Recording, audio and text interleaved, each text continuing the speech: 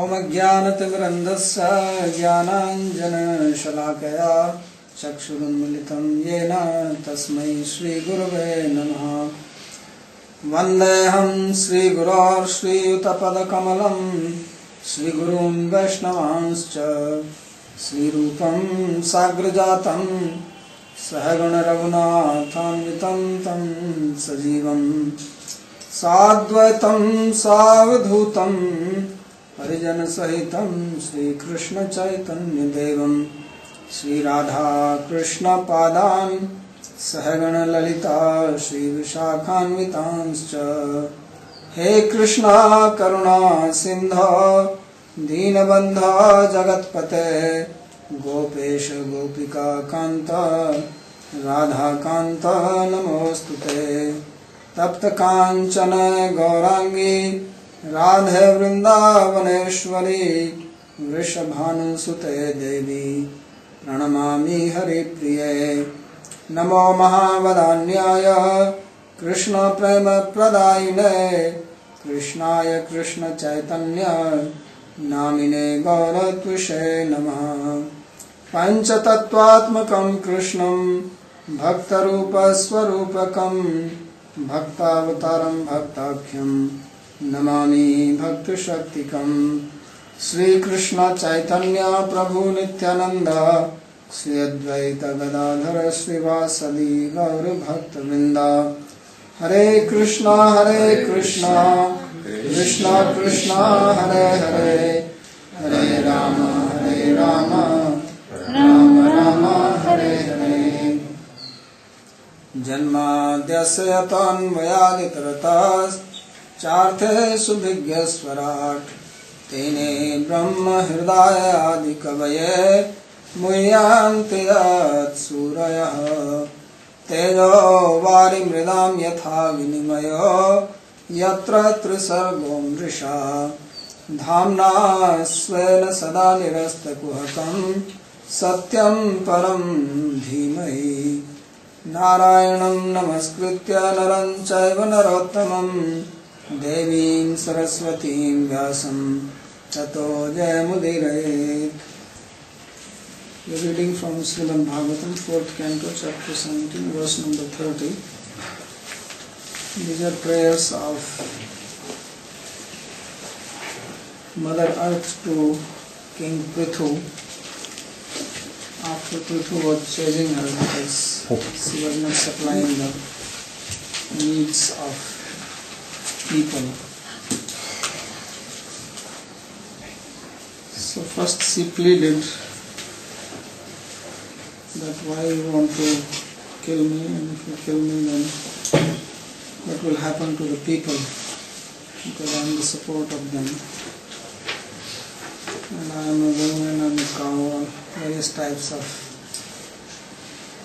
arguments she gave, but Prithu did not listen and said that you are an offender because you are not doing your duty, taking care of people, giving them food. Everybody has the right to adjust, and if they don't get food, how they will survive. So then she realized that it is not possible to convince King Prithu, so she started praying, and then she will explain why she has stopped supplying the needs. So in the previous verse which we read, she glorified him as the Purusha, or the Supreme Person. Because Prithu is also an avatar of the Lord. And she said that all these various forms which are manifest by Lord's Maya, they are under his control, who is the Gunatma, who is the source of all the gunas. And he has his own internal potency, but if one does not experience that, then one is under the control of the external potency. So in this verse he says, Yenaham atmayatanam vinirmita धात्रायतोऽयं गुणसर्वसंग्रहः Saivamam hantumudayudha swarad upasthitomyam sarnam kamashaye. So she says that the person who has created me as the shelter of everyone else, now the same person is ready to kill me. So I have no one else to take shelter, because if the Creator himself wants to kill, then what can we do? If the mother wants to poison the child, then what the child can do? The child is helpless on the lap of the mother, and if she herself wants to give poison, as Putra wanted to poison Krishna by feeding the breast, then what can the baby do unless baby is like Krishna? So he was too smart.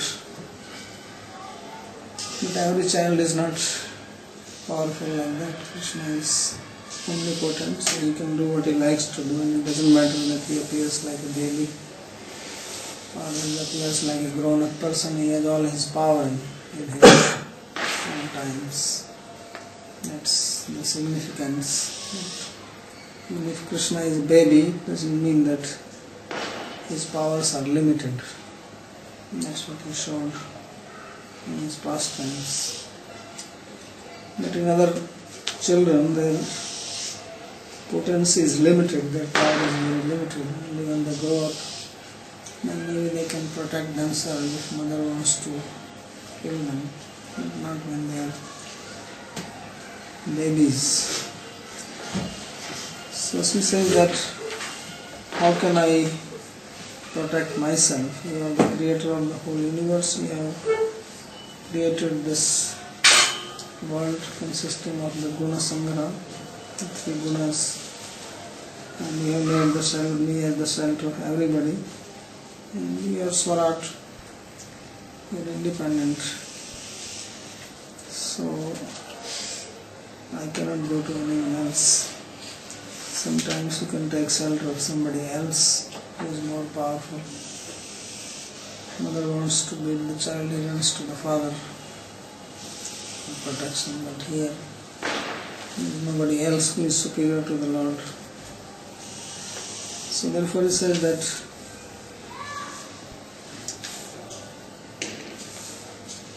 Kama Ashraya, that besides you, whose shelter can I take?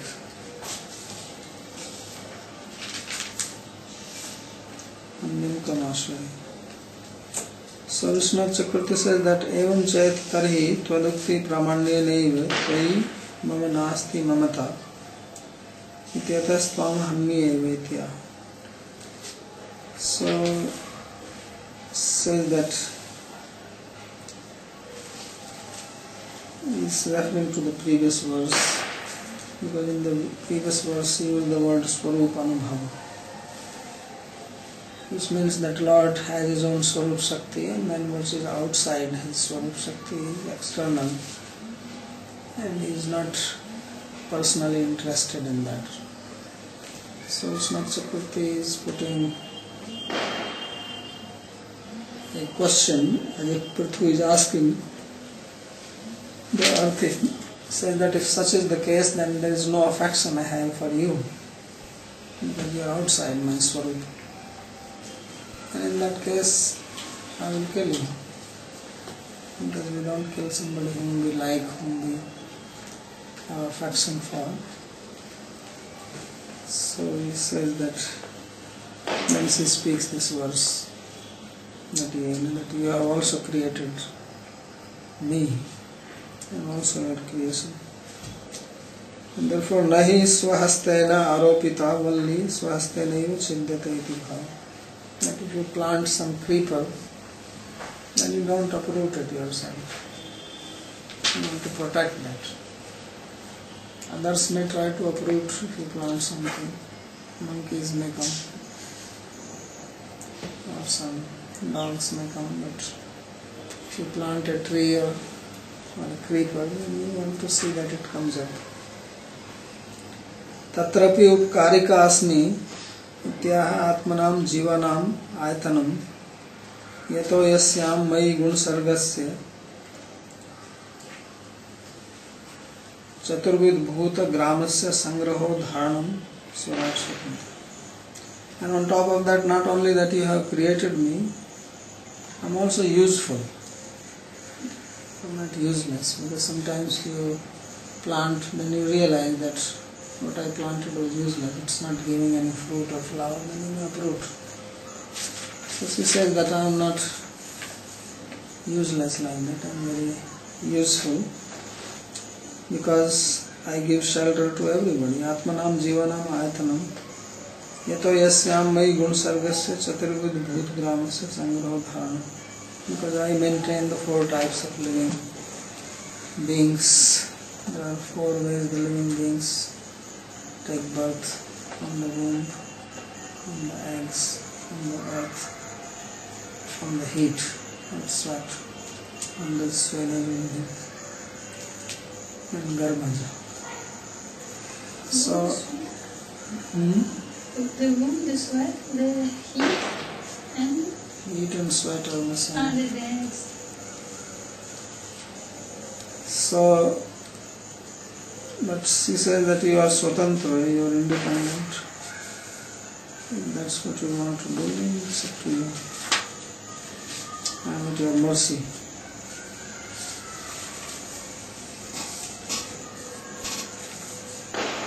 So then she continues praying. Ye vetadadau asrijaccharacharam svamayatmashraya vitarkaya teva soyam kil goptumudyatah katham mam dharma paro jighanshati. So basically she is trying to convince him that she does not deserve to be killed. And therefore she is that the person who created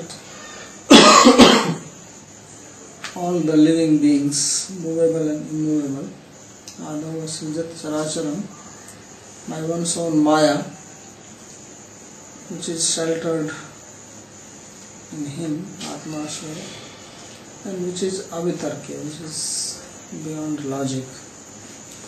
And now the same person has appeared for the maintenance of people by the same Maya. Taev Soyam Kil Goptu Mandat. So he is saying that you have come to protect, you have created and then you come to protect everyone. So how is that you desire to kill me? And you can desire to kill if you are unrighteous or irreligious, but you are dharmapara, you are devoted to dharma. So I don't understand why you want to kill me. So Sri Vishwanath says that Nanu maya eva jagat srijyate samriyate chakti satyam. So if Prithu says that I create, I also destroy, so what is the problem if I kill you? So she answers that yes, you do that, but at present it is not time for to destroy. You also destroy creepers, plants, when the season is over and they are not going to give any food. Then you want to replenish the crop. You uproot the old ones, put new seeds. But she said that this is not the time, and now you have come only for protection. So therefore it is not appropriate that you kill me. Madhvadho anuchita tyarayati. And for that reason she speaks the present words.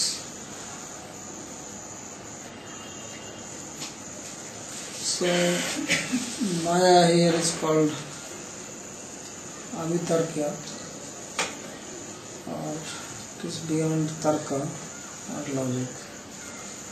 So not only that internal potency is beyond logic, but even this external potency is beyond Tarka. And this is the most amazing thing, that this Maya makes the living entity appear to be bound or conditioned. And there is no other explanation for this. if you try to explain by any logic, it does not make things very clear. So that's why it was spoken earlier that Swayam Bhagavato Maya Yan Nayena Viruddhyate Ishwarasya Muktasya Karpanyam Bandhani.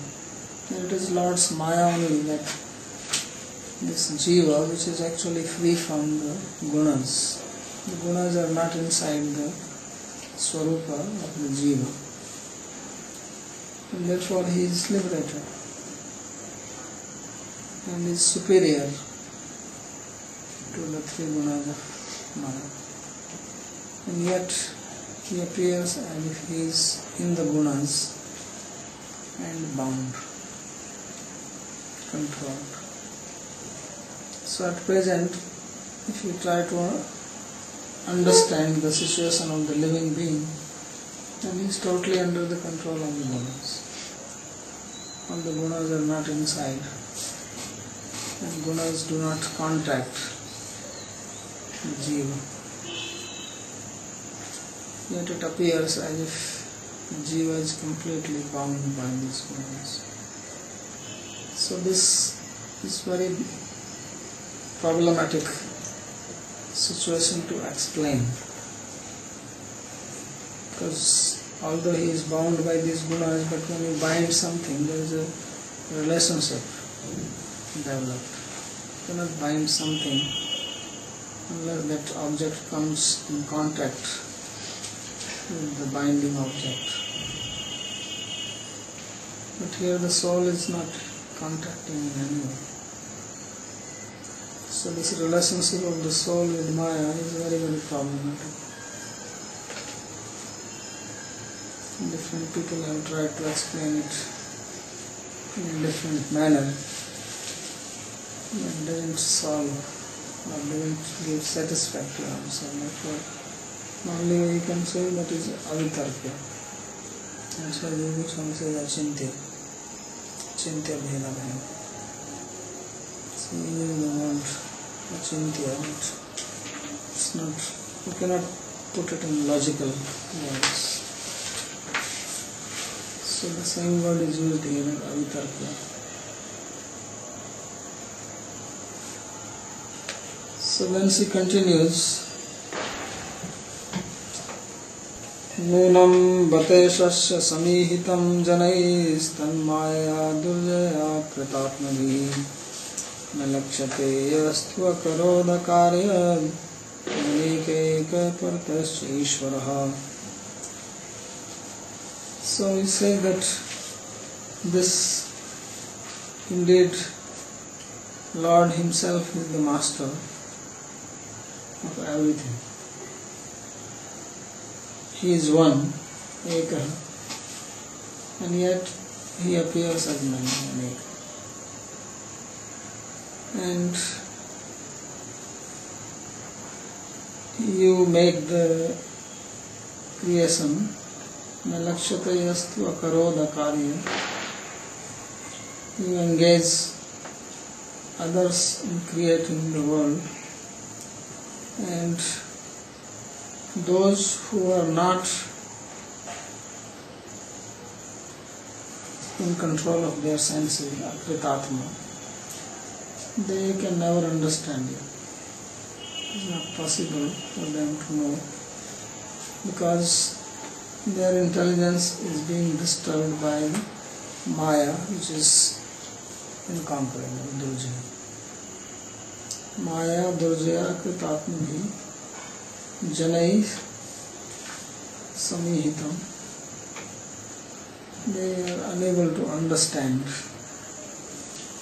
how is that Maya is working. So in the second canto, in third canto, here in these prayers, there is a lot of talk of these three gunas and the Maya. As you progress, then we speak more about Lord's activities with the devotee, but in these prayers, there is more discussion of the philosophical part.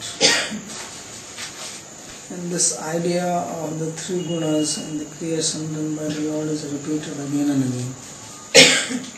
Because we have the tendency to forget this. Sometimes we see that all these prayers, they look like repetition of the same thing. Same thing is said again and again. So this repetition is there so that we can understand what is happening around us. Otherwise, we are completely oblivious of this fact, because we don't see the Lord, so we think that this world is created. Most people think that this world evolved, it happened by itself, and there is no creator behind it. And there's some people who believe, they are not very clear how it really happened. So to remind this, it is again and again spoken.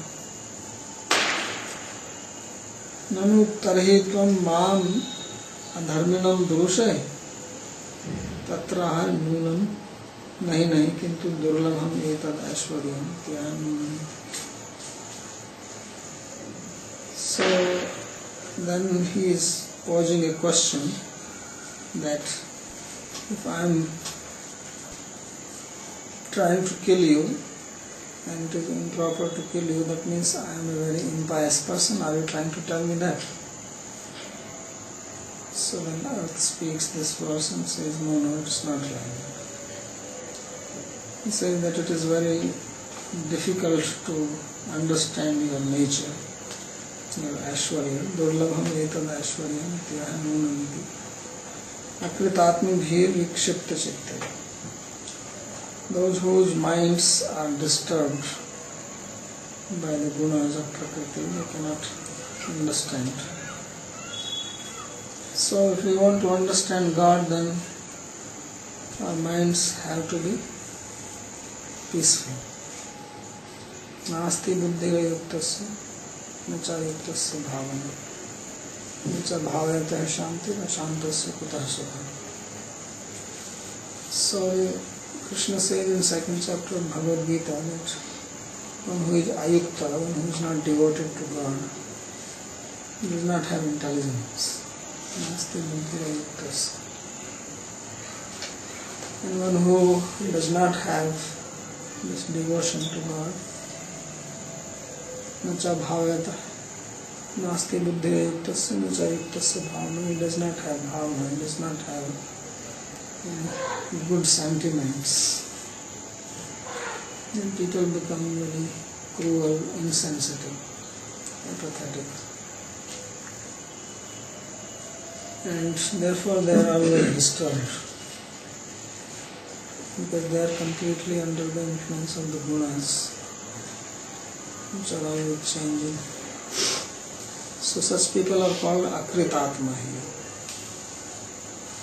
Means their mind is not balanced. Atma here means mind. So therefore he translates this word as vikshipta chitta. Mind is peaceful by its very nature, because it is made from sattva. According to Sankhya philosophy, mind manifests from the sattva. Ahankara and sattva. And therefore by nature mind is peaceful.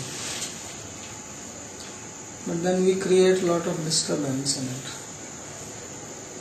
And then we say, well, where can we find peace? So it's like you keep on throwing stones into a pond one after another, and there will be waves in it. And then you say, I want to see this pond without waves, still water, so that I can see the bottom. Then you have to stop throwing the stones.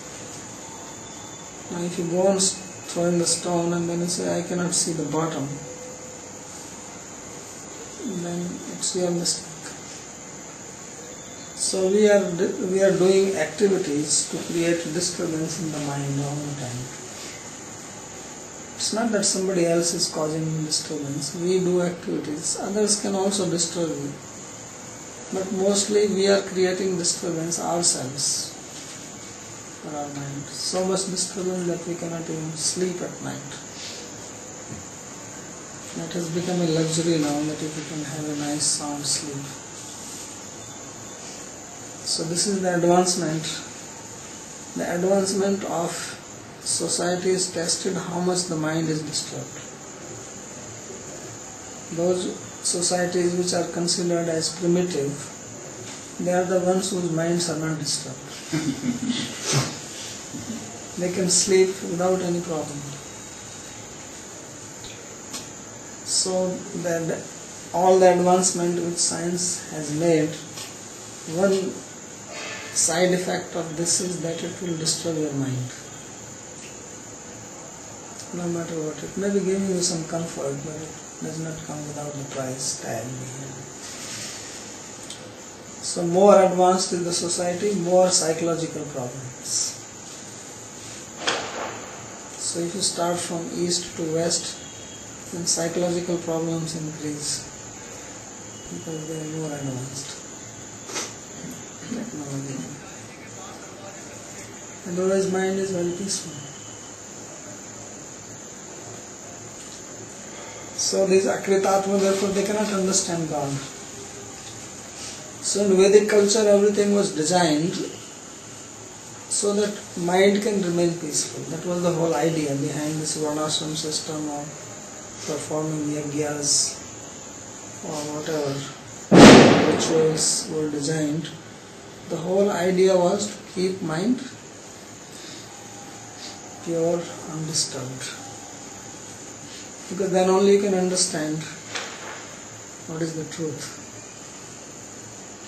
Just as you cannot see the bottom of the lake if you keep on throwing stones. And if you are throwing stone like one per minute, then maybe you can get little glimpse. But if you are throwing stones one per 5 seconds, you don't see anything, it's all agitating. So same way, if our minds are totally disturbed, then we cannot see the truth. Because mind is the instrument to see. And if that mind is wavering, then we cannot see. So if my eyesight is weak and I am wearing glasses, and my glasses are actually wavering up and down, then I don't see. I have to be stable if I want to see anything. So this mind is actually the glass through which we see the reality. And if that is vikshipta, then it is not possible. Therefore in yoga system they describe 5 states of mind. They have Kshipta, Mudha, Vikshipta, Ekagra and Niruddha. So first 3 states are disturbed. They are in the gunas of Rajas and Tamas, and they are even unfit for meditation. So when your mind becomes one-pointed or it is free from disturbance, then you can take to meditation. Then you can see yourself. You cannot see yourself. If the mirror is not stable, or if the water in the lake is not stable, then you cannot see your own reflection in it. So therefore it says that Akritatmubhi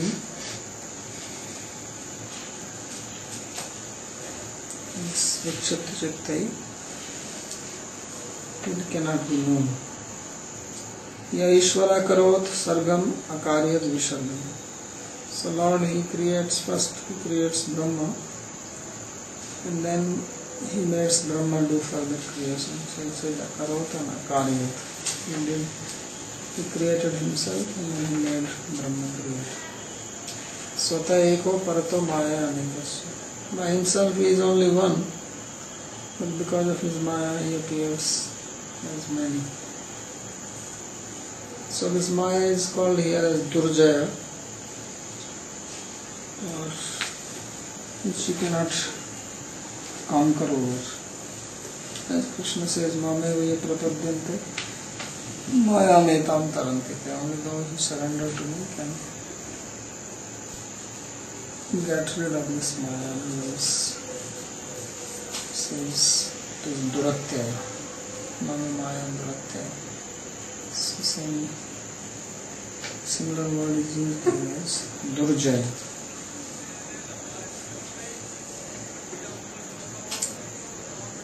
सर्गादिवस्य निरुणद्धि शक्तिभिर्द्रव्यक्रियाकारकचेतनात्मभिः तस्मै समुन्नद्ध अनिरुद्ध शक्तये नमः परस्मै पुरुषाय वेधसे.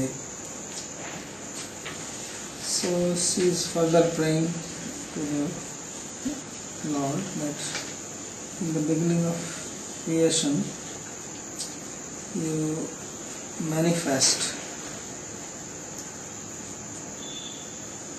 and Shakti-bhir anurunadhi anuvartate karoti, that you use your power in the act of creation. And how do you create? So dravya, kriya and karak. So there are three ways the matter is manifest. Because basically all manifestation of the matter. Jiva is immutable. Jiva does not, living entity, Atma does not undergo change. It is only the matter which manifests in various forms. And basically there are three classes of manifestation of the matter. There is the Mahabhutas, the material elements, and then there are the senses, and there is the sensor, mind, intelligence, ego. These are all made of matter. So one matter is actually sensing another type of matter, and it senses through matter only. So there is the knowledge part, action part, and the object of action. So it is all same matter which is manifest. There is nothing. Neha nanasti kinchana. Upanishad says that actually there is no variety here. It's all energy of Lord which is manifest in this world. It's only one. So one part of matter becomes the observer, the enjoyer. Another part becomes the enjoyed. And then there is a link between them through the senses. And Jiva is actually thinking that I am enjoying. He's sitting behind. This whole thing is one. So then we suffer unnecessarily. But actually nothing is happening. It's all a game of matter. Something is sensed here, then it is interpreted here as happiness. Something is sensed here, interpreted as unhappiness, sadness. And manifest some emotions because of that. Become angry, become happy, become satisfied, become sad. But all in the matter. So this is Shakti-bhi, Dravya, Kriya, Karak, Chetanatma. Dravya is the matter and Kriya is the senses, because they are the ones which act, and Karaka is the agent, the doer, Chetanatma.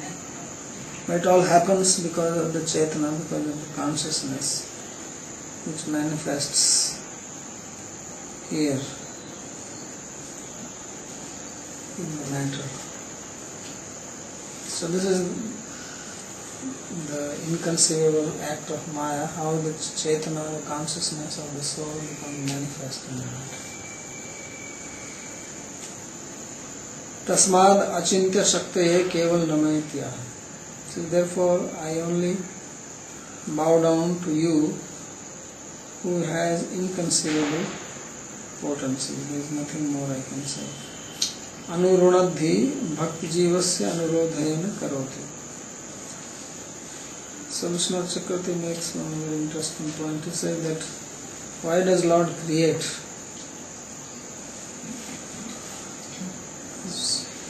He has no gain from it. There is nothing which he gains from this creation. So then why does he undergo this effort of creation? So he says that he does this only for the pleasure of his devotee. So Brahma is his devotee and he does this for his sake. Because Lord does not act unless it is desired by his devotee. He says, Samoham sarvbhutesu nama deshosti nata. I am equal to everybody. Nobody is my enemy, nobody is my friend. Then why should he act? You don't act if you are indifferent. You act only when you take some interest, positive or negative. Either you like somebody and then you do something for that person, or you hate somebody and then you do something.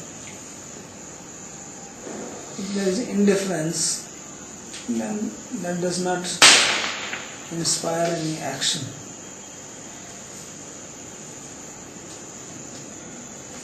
So why Lord creates all this big universe, not only one, so many of them, if he is indifferent? If he is taking a personal interest, someone. So he says, Bhakta Jiva Anurodhena, that there is one Jiva who is a devotee, then because of him he creates. So creation is not done for other people.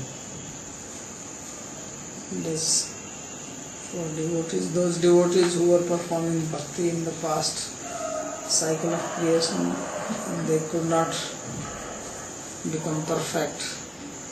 So when the time for annihilation came, when the universe was annihilated, they all went into body of Mahavishnu. To give them chance for performing bhakti, Lord creates.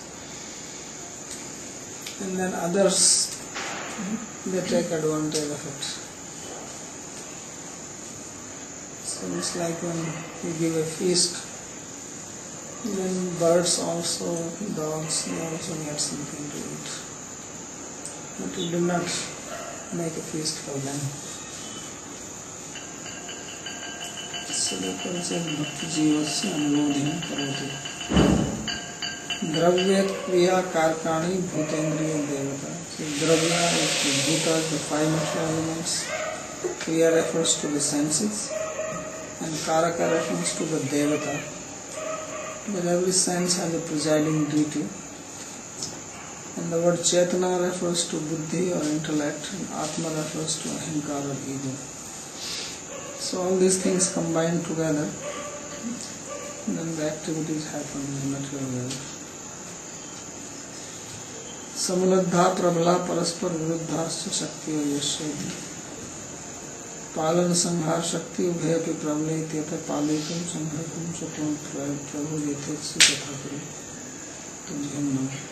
So he says that after creating and using his energy, then he keeps all the power. Tasmai samunadha niruddha shaktaye, that you have the power to protect and also destroy. Both powers exist in him, and both are very powerful. And both are contrary to each other. That what you need to destroy is against that what you need to protect. So Lord, after creating, he has three types of power: the creative power, the maintaining power, and the destructive power. So after creating, he has the other two powers which are actually in opposition to each other. But they both reside in him. So that is another of his characteristic, that the contradictory potencies reside in one personality, and yet he is not disturbed by that. So both Suraj and Asuraj, they both come from him. He gives energy to both of them. They are fighting with each other, but not creating any disturbance in him. So he says, you have this both powers, you can do whatever you like. I can only just bow down to you, there's nothing more I can do.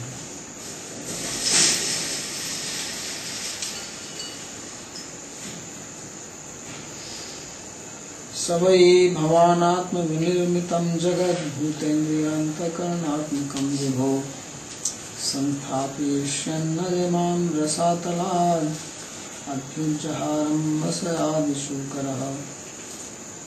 Now she is reminding him of his act of protection in the past. So she says that you have created this universe yourself, this universe which contains these material elements, senses, in the inner senses. And after doing it in the past, you uplifted me from Rasatala by taking the form of Adi Sukara or Varaha form. So she is reminding him of the form of Lord Varahadev. And this way, trying to give a hint that you have protected me in the past, why you want to kill me now? So you know the story of Varaha which came earlier. How when Hiranyaksha has taken the earth down to the Satala, and the Lord came and uplifted it. Swasmin karunyam utpadayanti purvrittam smarayati savaiti vabhyam. So too inside the feeling of compassion towards herself, she is making him remind the past. So if you want someone to be compassionate towards you, then you have to speak about his compassionate act in the past. So that the person will think, yes, I did this, how can I go against it now? It's like when Bali Maharaj, he was performing sacrifice, and then Vamanadev went to beg. Then he was glorifying him that you are great, your grandfather, your father, they were all very great personalities, very charitable, very compassionate. So trying to remind him that now you also have to follow in their footsteps. So that's what she is reminding him.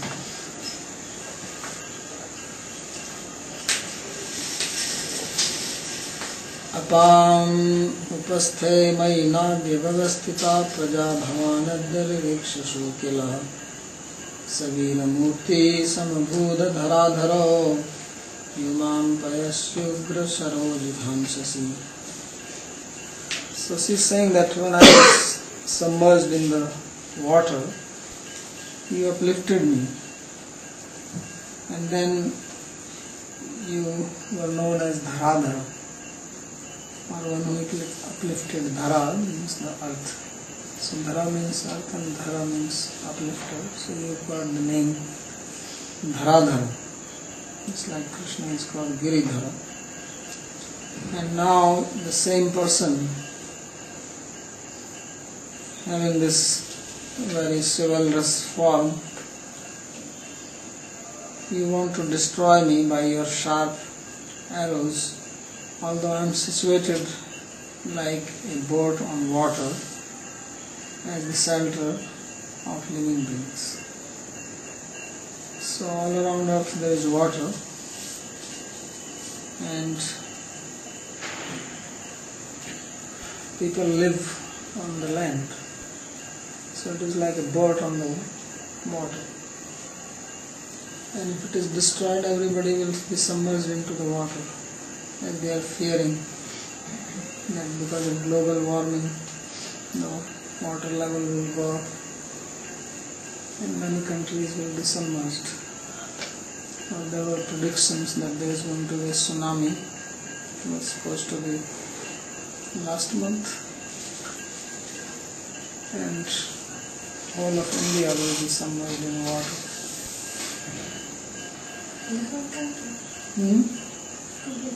Only the mountains.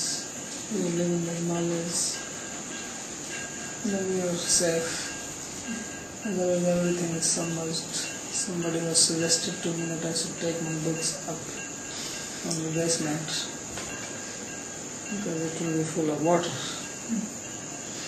At least that much water will come.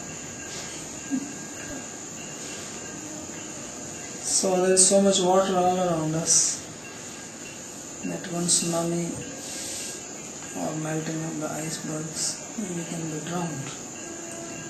Not to speak if the earth itself is broken into pieces by the sharp arrows. And this for a little thing because the earth is not giving enough food. So it says that you want to protect people, but you are acting to kill them. This is very contradictory. So how will that help? Upasthe uparistayam mayi navi naukarupayam. So everybody is situated on me, I'm like a boat. Saiva dharadhara adishu kuro mat swami tvam. And you are the same person called Dharadhar. You are the Adisukara, the original Varaha. Tvam yo mam swa bharyam prayashini nittajitam. And now you want to kill your own wife. So, because when Varahadev uplifted the earth, then earth became like his wife. Bhudevi is also one of the wife of the Lord. And that's when Bhamasura was born. He became also a demon. So he says, how can you kill me just for the sake of little milk? So ayam artha, the meaning is like this. Srimad Chakravarti says, imastvat praja madapatyani eva matut sange sthitani nityamaham stannam payam payami eva. So she says that all these people who are living on me, they are like my children on my lap. Because everybody is in the lap of the earth. So they are like my babies. And I am taking care of them, I am feeding my breast every day to them. Sampratam etat durvrittam alakshya sheelam shikshanti matapi ham kruddha payona payami. But now I see that my children are not behaving properly. They have become wicked. So it is my duty to rectify them. And therefore I am not giving them the milk. So although I am mother, I am angry at them. But I am angry not because I hate them, I am angry because I like them, and it's my duty to teach them a lesson. If I don't teach them a lesson, who will teach? So that's why I am upset. Tvam grihapatir mam tadayasi. And what are you doing? You are the master of the house. So you are getting angry at me. Instead of getting angry at these people, my children, who are not behaving properly, you are getting angry at the wrong person. So if you want to smash or teach something, teach them. So this is the meaning of the words, and this is the last verse of this chapter. Nunam janairi hitam ishwaranam asmad vidhais tad guna sarga maya Nagyayate mohita chitta vartmabhis tebhyo namo virya saskaribhyaha. So finally she says that actually I don't understand your nature, because you are the person who created this world consisting of three gunas,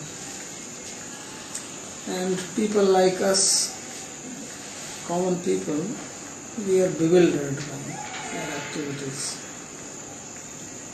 and we cannot understand the intent of the activities of your devotees.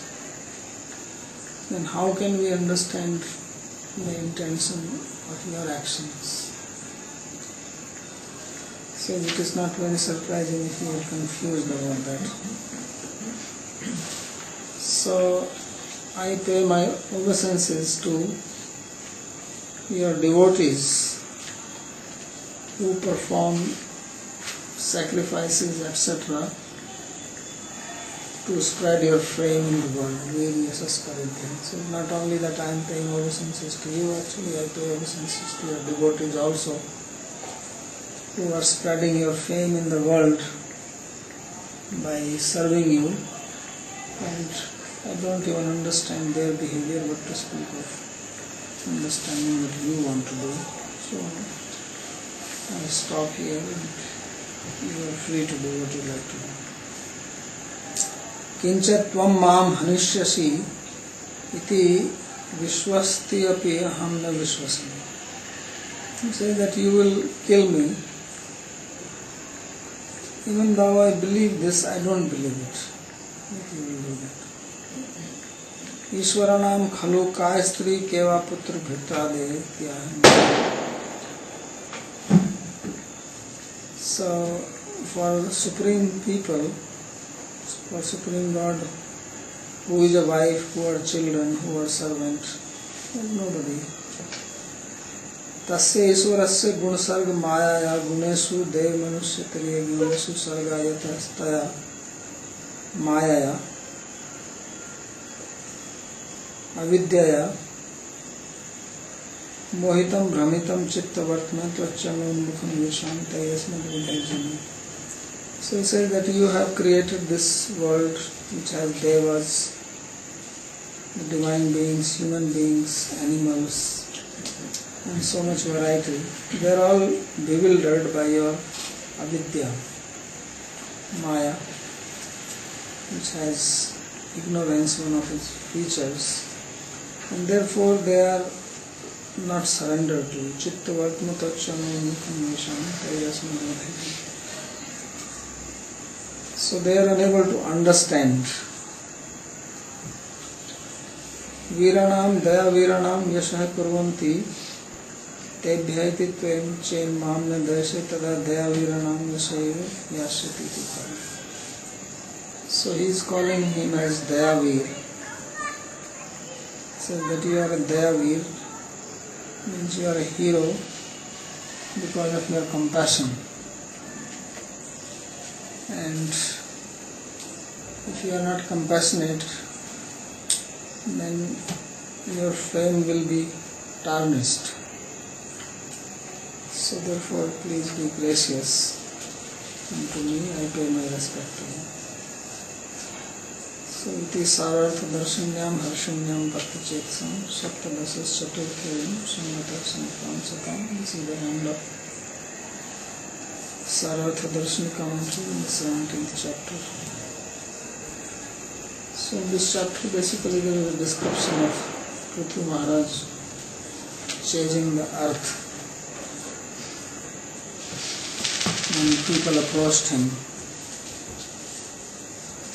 for food, and then there is a dialogue between earth and him and the prayers of earth to Prithvi. So do you have any question on this? About the people who are starting this war, since that Earth doesn't provide them anything at all, But they are not approaching him. They are approaching WHO or UNICEF or UNO or whatever. They don't approach one. These people approached him directly. That's what I want to ask you, that the earth is responding to the behavior of the people, because she is also an entity. Because she is also a person. Yeah. No, she is, seems that she is not acting independent from the Lord,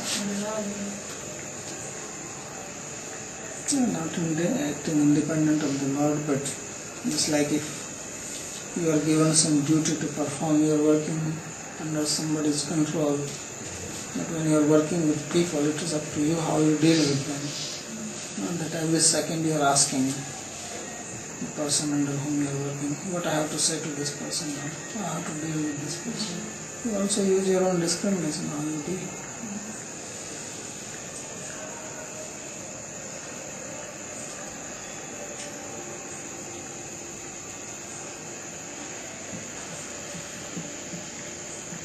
Let's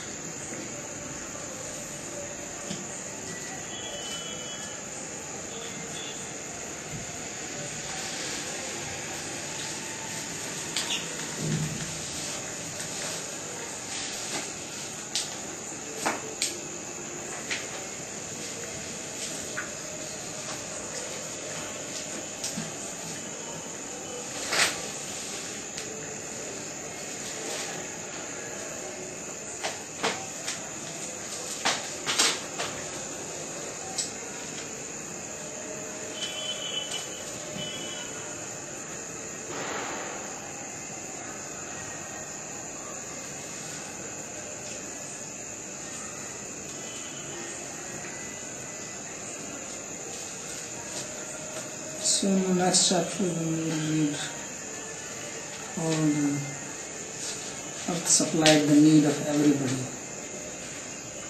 It is very interesting how earth can give everything to people. That's in the next chapter. We will stop here.